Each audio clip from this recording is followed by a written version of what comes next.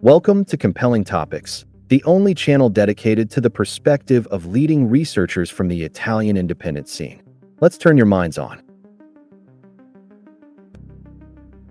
In this second episode dedicated to the sinking of the Costa Concordia, Alberto Bonato takes us into the heart of the technical reconstruction, minute by minute, decision by decision, phone call by phone call.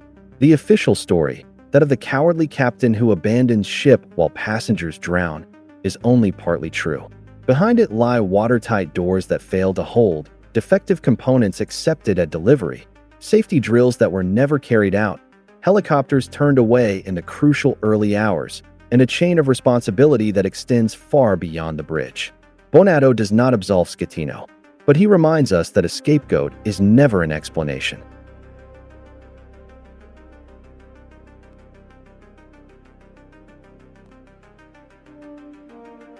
Alberto Bonato reconstructs with precision the sequence of events leading to the disaster. The Costa Concordia, having departed from Civitavecchia on January 13, 2012 and bound for Savona, strikes the Scole rocks during the famous close approach maneuver near the island of Giglio, known as the Salute. The impact results from a chain of errors. No one has informed Commander Francesco Schettino that the ship was off course at the moment he took command. Helmsman Iacob Rose Liebin fails to execute the orders correctly, and Third Officer Silvia Coronica, standing behind the helmsman, does not alert anyone to the mistake. Bonato is nonetheless careful to state his own personal position, that maneuver should never have been carried out, and he repeats this several times throughout the account. Taking a ship of nearly 300 meters carrying 4,000 people to within half a mile of the coast is, in his view, simply dangerous and fundamentally pointless, regardless of any other technical consideration. Immediately after the impact, deafening alarms fill the bridge. Schettino knows he has hit something, but believes he is in open water. The Scole rocks do not appear on his chart, or so he thinks, and Bonato quotes him directly. "Those rocks shouldn't have been there. The map doesn't show them." The commander's reaction is immediate. He issues a series of orders to regain control of the ship and orders the watertight doors to be closed at the stern. Bonato explains the importance of this decision. The Concordia has been designed to stay afloat with 3 flooded watertight compartments, and closing the doors serves to isolate the damage and prevent water from flooding the entire vessel. Schettino does not yet know the extent of the breach, but he acts correctly. What emerges in the course of the reconstruction is that the watertight doors do not hold. The gash torn into the port side, running from frame 52 to frame 100 and affecting watertight compartments 4, 5, and 6, as recorded in a subsequent fire brigade report, rapidly spreads to compartments 3 and 7 precisely because the watertight doors give way under the pressure of the water. Bonato is explicit on this point. The failure of the watertight integrity is not Schettino's fault. Responsibility lies with the shipbuilder, Fincantieri, and with the owner, Costa Cruises. In support of this argument, Bonato presents a wiretapped conversation recorded by the Carabinieri in which the voice of an engineering officer can be heard describing, in real time, the failure of watertight door number 7. Water enters the engine room, and the generators shut down. Bonato then introduces a precise technical argument. Even granting that the gash extended slightly beyond frame 100, it would still have affected a stairwell and not an entire watertight compartment, which would have limited the damage had the doors held. In the subsequent committal for trial, an expert report is submitted that extends the gash all the way to frame 103. Bonato dismantles this claim directly. If the judge accepts that measurement, there is no longer any reason to investigate the failure of the watertight doors, thereby eliminating the potential liability of the shipbuilder and the shipowner. Everyone knows that the quality of the watertight doors is not exceptional, and he supports this with a further intercepted conversation in which a company executive admits as much without hesitation. Equally revealing is a wiretapped phone call between Costa's legal office and the company's crisis unit, in which the poor quality of the generator bushings is openly discussed, along with the possibility of accepting delivery of the ship from Fincantieri with a defective component. Without electrical power, there are no engines and no rudder. The emergency generator on deck 12 is started with difficulty and immediately develops overheating problems due to a seized cooling fan. To keep it running, someone ends up wedging a screwdriver into the start switch. Even so, power never properly enters the ship's circuits. The main electrical switchboard floods completely. Generators 1 through 6 are all out of service. The emergency pumps do not activate. The Concordia is, in effect, adrift. Bonato notes that even if water had entered compartments 3 and 7 to a minimal degree, the damage would have been contained had the emergency pumps been able to operate. But the pumps fail to activate precisely because there is no electrical power. A cascading failure whose origins lie in the weakness of the watertight doors and the fragility of the electrical system, not in the decisions of the commander. Bonato addresses one of the most controversial moments of the entire affair: Schettino's decision not to drop anchor and to allow the ship to drift toward the coast. To those who subsequently, and first among them the chief prosecutor of Grosseto, speaking on camera, described the wind as the finger of God that pushed the ship onto the rocks, Bonato replies plainly, that is not correct. It was Schettino who understood that a gust of wind from the northeast could carry the ship into shallower water, and who consciously decided to use it.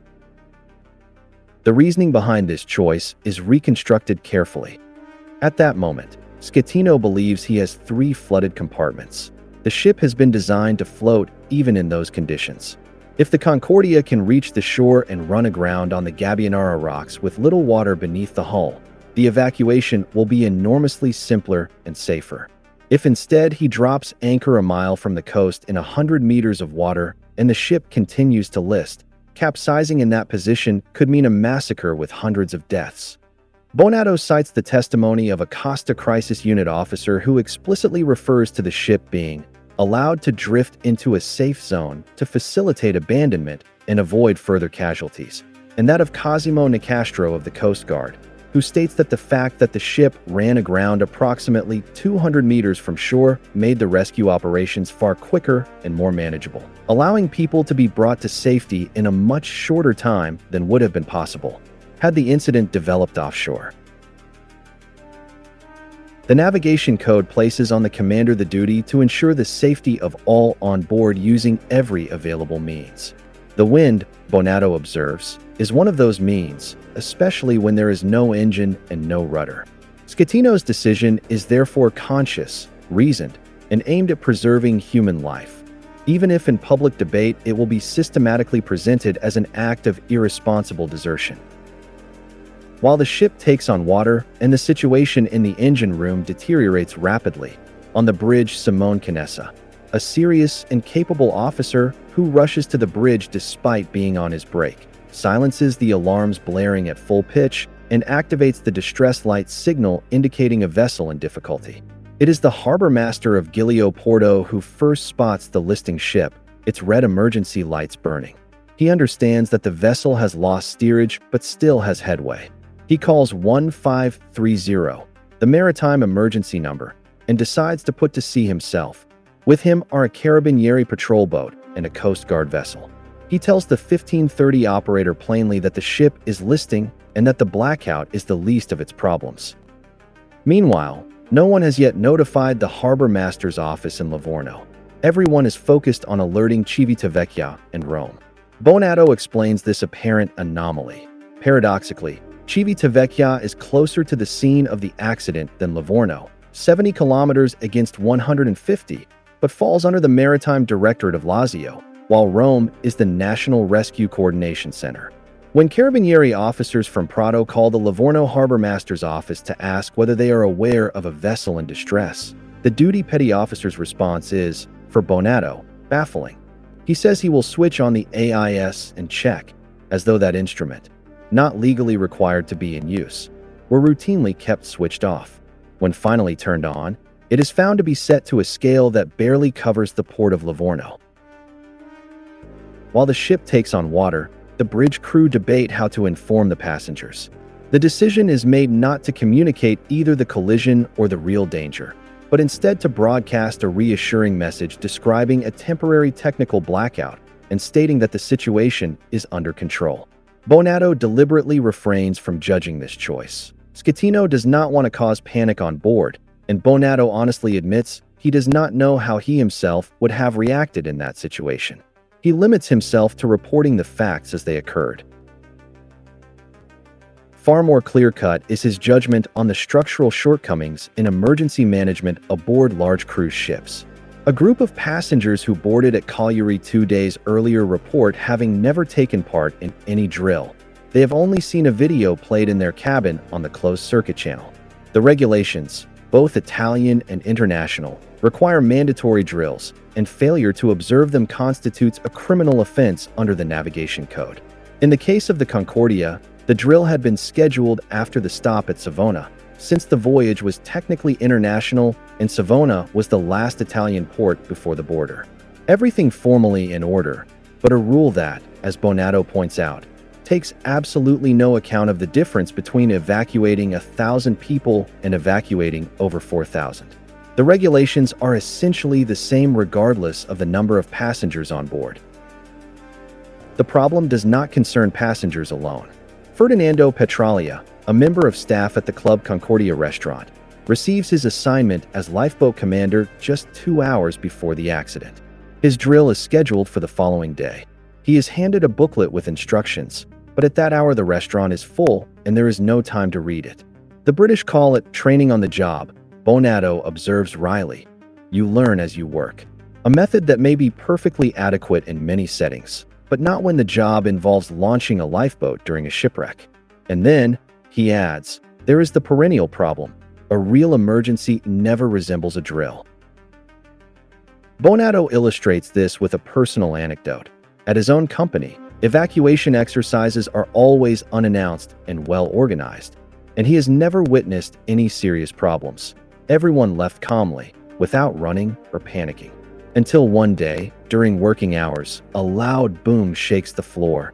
It was only a machine drilling into the ground nearby, but it felt like an earthquake. And there Bonato witnesses extraordinary scenes. People throwing themselves at the door, trying to get out ahead of others. One man grabbing his wife by the jacket in an attempt to push past even her. When the emergency is real, anything can happen. Managing 4,000 people in those conditions is no small matter. Imagine what occurs when those people have never even been told what to do in an emergency. The order to abandon ship is given after the situation on board has become untenable. All generators are out of service, the pumps are not working, water reaches deck 0, the first non-watertight deck, beyond which there is no longer any way to stop the flooding. Bonato clarifies a legal point often overlooked in public debate. The decision to abandon ship is the exclusive prerogative of the commander. The shipowner may express opinions, but it is the commander who must make the call. Article 303 of the Navigation Code does not even mention the shipowner. The decision rests with those on board, the deck officers, or in their absence at least 2 of the most experienced crew members. Schettino seeks Costa Cruise's endorsement, but does not need it. With great power comes great responsibility, Bonato concludes. Anyone unwilling to bear that responsibility should not accept the role of commander. With the order to abandon ship, the evacuation begins under extremely difficult conditions. The vessel is listing, the established abandonment plan has broken down, and the lifeboats on the port side cannot be lowered because gravity pushes them against the hull. 13 lifeboats are put into the water on the starboard side, the one facing the coast. Each can carry 150 people, and only one will be found empty and adrift. In the first run alone, almost 2,000 people reach the shore. Operations continue with the lifeboats shuttling back and forth between the ship and Giglio Porto. Bonato also reconstructs the mechanism that makes lowering the lifeboats more difficult. In order to give a better sea view to the cabins on that deck, the lifeboats have been positioned higher and further back than standard. "What do you expect?" Bonato remarks with bitter irony. "If you can charge more for a sea view cabin, you put one in front of a lifeboat window." The practical result is that before passengers can board, the lifeboats must be unlocked, swung outward, loaded, and only then lowered. All of this with the ship listing and gravity working against the operation. 3 lifeboats remain jammed in their housings. For those who cannot board on the starboard side, the solution is to cross the ship, 35 meters covered in roughly 15 minutes on an ever-increasing slope, and reach the port side, where many will eventually be rescued by the lifeboats continuing their runs to the harbor. Among the most active in the rescue operations is First Officer Giovanni Iacarino. Having left the engine room, by now impossible to work in, he reaches the embarkation deck, launches his assigned lifeboat, and helps his colleagues do the same with theirs. He leaves the Costa Concordia only when there is nothing left to be done, checking that no survivors remain nearby. He then makes 4 return trips to Giglio Porto, helped by 4 young men from the village who have volunteered to assist. On the 4th trip, they see that the water has submerged the 3rd deck at the stern. They hear sounds they will never forget, the screams of desperate people, metal twisting and groaning, plates and glasses shattering, furniture crashing between the sea and the wreck. They find an adrift lifeboat and, nearby, a group of survivors swimming toward them. They pull them on board. Among them is second-in-command Bazio, who slipped into the water when the deck reached sea level. Bonato pauses over an episode that appears minor but is revealing of the way in which the media narrative of the shipwreck is constructed. While Schettino is on the phone urging the arrival of tugboats, second-in-command Bazio tries to interrupt him to update him on the situation on board.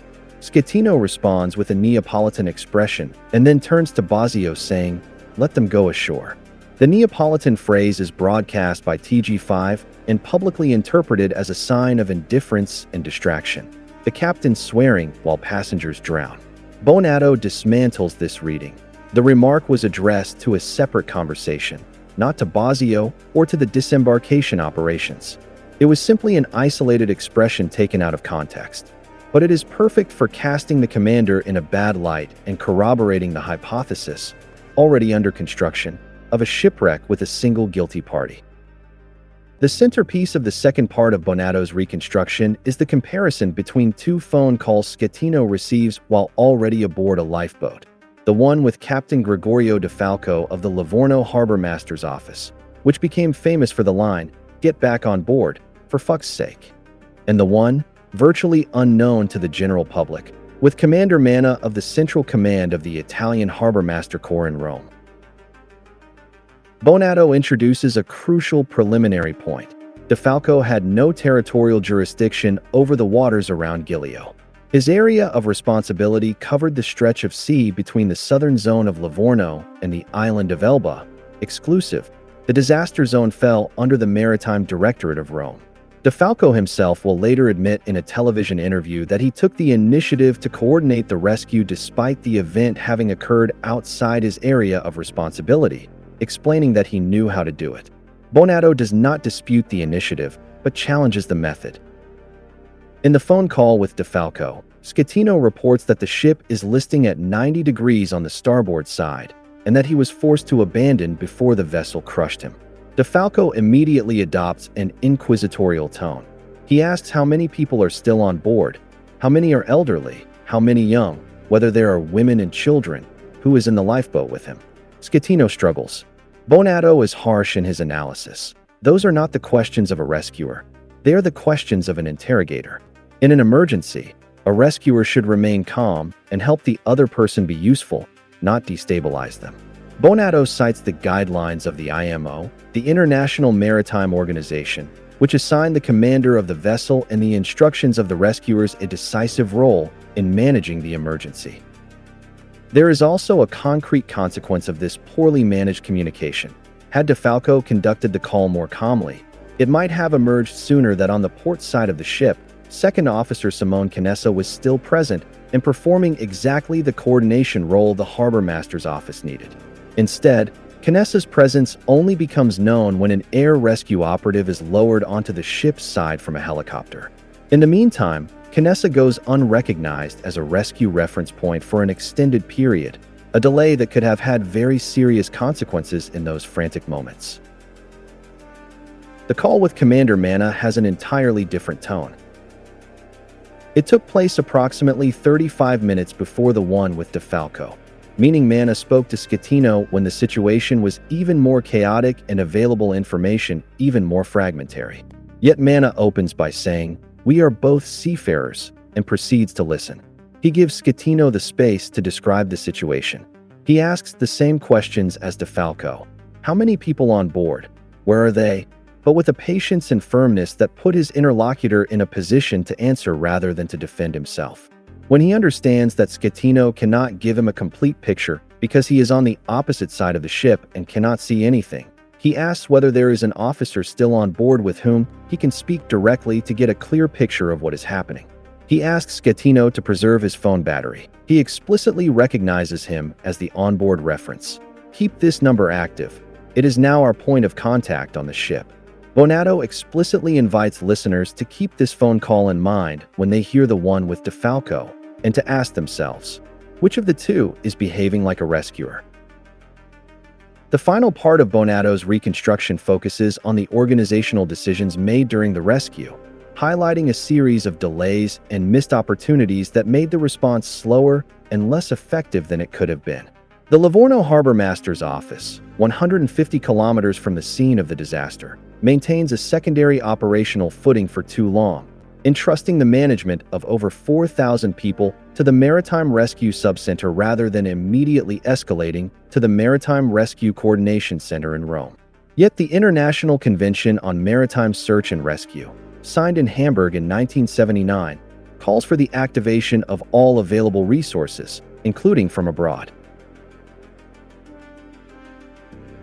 The fire brigade, rather than being alerted by the harbor master's office, heads to Giglio entirely on their own initiative after being notified by some of the passengers. No one checks the availability of helicopters at the Solenzara base in Corsica, 30 minutes flying time from Giglio.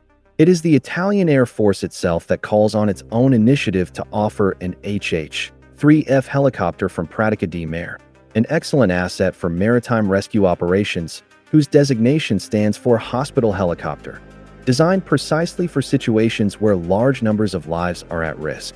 The Livorno Harbor Master's office declines the offer. The helicopter will not take off until deep into the night. The final tally for the helicopters is telling. Of the 8 that eventually fly over the Concordia, each saves an average of just over 2 people, a meager figure given that the ship lies so close to shore. Bonato asks what would have happened had the accident developed a mile out to sea rather than 200 meters from the coast. Bonato closes his reconstruction with a reflection on the figure of Schettino, systematically presented in public opinion and by the media as the sole person responsible for the disaster. Schettino was not the last to abandon the ship, that is true, but Bonato asks us to think clearly about what he could actually have done. The ship was on the verge of capsizing. Its final angle of list will approach 90 degrees. The point where the commander was operating ended up crushed against the rocks. Had he stayed there, he would have died, and had he died, he would still have been the wrong man in the wrong place, except that instead of a conviction, he would have received a posthumous commendation. We like captains who die during a shipwreck, Bonato observes bitterly. What a romantic image. But if between you and a wall of rock that is closing in by the minute, there is no one left around you, trying to save yourself is not cowardice. And within minutes of Schettino's departure from the ship, the point where he had been standing is covered by water. There is no margin of uncertainty. Had he stayed there, he would have died. The picture that emerges from Bonato's reconstruction is therefore far more complex than the one handed down by public debate. Responsibility is layered. There is that of the commander, certainly, for the salute maneuver that should never have been carried out and for a series of subsequent decisions open to legitimate criticism. But there is also that of shipbuilder Fincantieri for the poor integrity of the watertight doors, that of shipowner Costa Cruises for accepting the vessel in those conditions and for the shortcomings in safety procedures, that of the rescue organization for its delays and missed opportunities, and finally that of a regulatory framework which treats the evacuation of 1,000 passengers identically to that of over 4,000. Schettino is the most convenient scapegoat, but the Costa Concordia sank for many reasons, and none of them can be reduced to a single man. That's all for today. See you in the next episode of Anatomy of a Disaster for the third part, here on Compelling Topics. I went to